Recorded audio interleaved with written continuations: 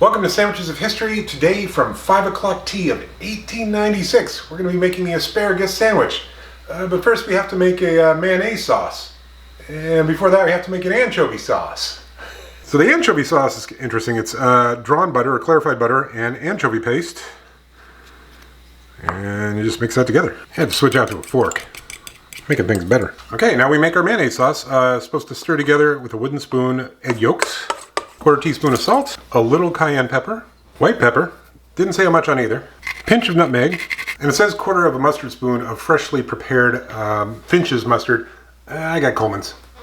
I'm not going back in time, sorry. Well, the camera card turned out to be full and it did not record me adding a drop and a half of tarragon vinegar. Now we add a half teaspoon of our anchovy sauce. We stir this all together.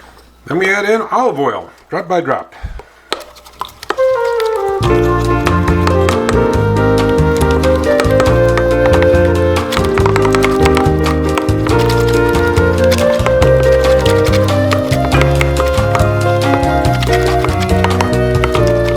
Okay, full disclosure, that did not emulsify how I was hoping it would, so I used a trick that I learned from America's Test Kitchen, where you dump out the contents of the bowl, put in a little bit of water, whisk it, and then slowly add in the emulsion back into the water as you're whisking, and it thickens up pretty nicely. So let's get to the next stage of our adventure. We need to boil asparagus tips in water.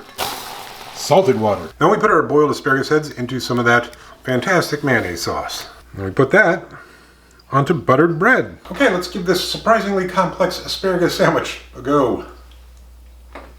That's pretty good. The mayonnaise sauce is definitely a little bit tangy from the lemon juice and the mustard. Got a little bit of a bite from the white pepper. It's nice. And then the butter's just bringing a little more richness because Lord knows we needed that. I am going to plus this up though. I'm going to fry up a piece of smoked salmon. So I'm going to use it kind of like a seasoning, so it doesn't detract from the main dish. It brings a little smoked salmon, a little bit of a kind of gets almost bacony when it gets sauteed a little. I recommend trying it. Okay, let's give this plussed up asparagus sandwich a go.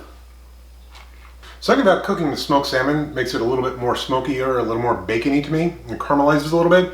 Plays really well with all the flavors in here and the asparagus, but does not detract from the fact that this is an asparagus sandwich.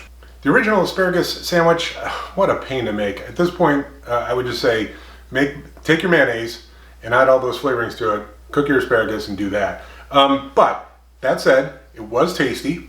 It is a tea sandwich, clearly. It comes from the recipe book 5 o'clock tea. So as a tea sandwich, I'm going to give that, for flavor, I'm going to give that a 7.5. That's really nice. The tartness and the bite within the richness, and then the green asparagus that's cooked really nicely. Plussed up with a little bit of cooked smoked salmon, I think that brought up to an 8. I really like that combination of flavors. This cooked smoked salmon bring a little bit more of a bacony kind of thing to it, seasoning the asparagus and the mayonnaise sauce. Pretty good. And that anchovy sauce, that's going to go on a steak tonight. That is going to be delicious.